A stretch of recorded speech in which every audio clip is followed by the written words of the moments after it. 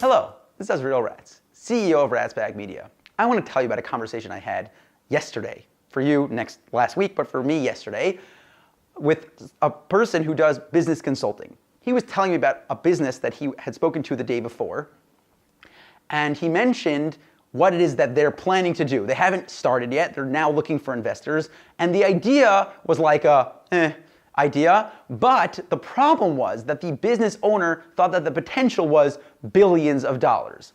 So I want to tell you, all you business owners, how you should plan to start your business if you have this crazy great idea, and how you should figure out if it's a good one, if it's worth doing, and if it's something that you should actually do. So the first thing you need to know is that the likelihood is someone already thought about your idea. As hard as it is to imagine, people have probably thought of your idea and they either said, that's a really great idea, but it's not worth my time, or they said, wow, that's a really stupid idea. I know, it's crazy to think that the really great idea you thought of, someone else thought was stupid.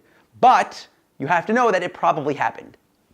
The next step, after realizing that someone has probably already thought of your idea, is to figure out, why has someone not done this? There's a very good likelihood that the reason that they didn't do it was because they didn't think that enough people would actually want that service or product.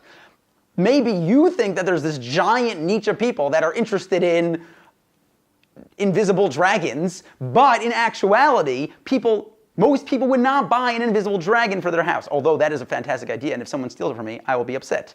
So, you've come out with this amazing plan to sell invisible dragons at your local toy store, but yet no one actually wants to buy invisible dragons. So you've invested all this money in an idea that no one actually wants. That's a very big problem. The second thing you want to figure out is, if it is something that people want, how much money do you need to spend to actually get it to people that want to buy it? So this is actually the part that most people don't understand.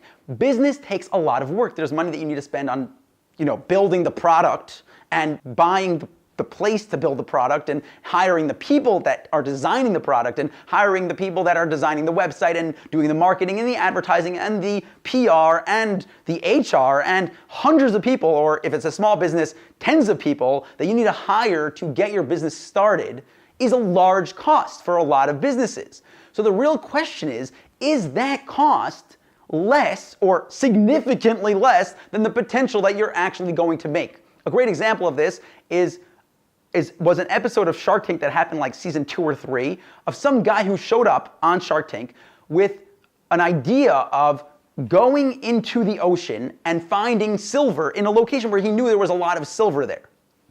And he basically said, I know that there's this amount of silver in the ground. All I have to do is swim down there. We need this equipment and this mining stuff, and it's going to cost this amount of money. And then we're going to go and we're going to get the silver and we're going to make lots of money. So Mr. Wonderful on the show said that he's dealt with a lot of mines, and a lot of times people think there's a lot of money in there, but there actually isn't. And they think it costs X to actually dig into the mines, but it really costs about 3 or 4 times more than that to get the silver.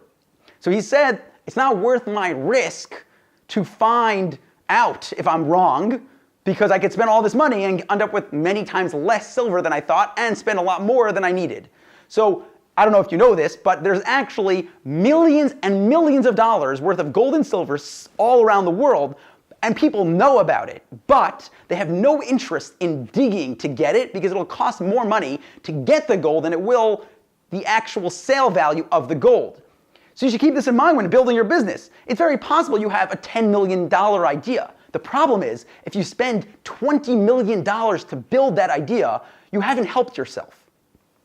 So this is something you need to figure out. Sit down and just guess how much money you think it will cost you to hire a team and design the product and design the website and do the marketing and do the PR and everything you need to do, and get a number. Then, in another step, what you should do is figure out what you think the total amount of money you can make. If you think this idea is $100,000, or this idea is $10 million or $20 billion, figure out how much money the total amount of that value is, and then compare the two numbers. If they're anywhere near each other, I'm saying, even if the total value is double that of your expected costs, you probably shouldn't do what you think, because it's likely you've overestimated your value and you've underestimated your costs. So if you're a business, or you're planning to start a business, or you have an idea for a business, this is something that you need to do before spending any money, before doing any market research. You need to just figure out, is your idea even worth spending money on? So I hope that you like this video, and please share and like and comment and thumbs up on YouTube, and come back and watch tomorrow's video.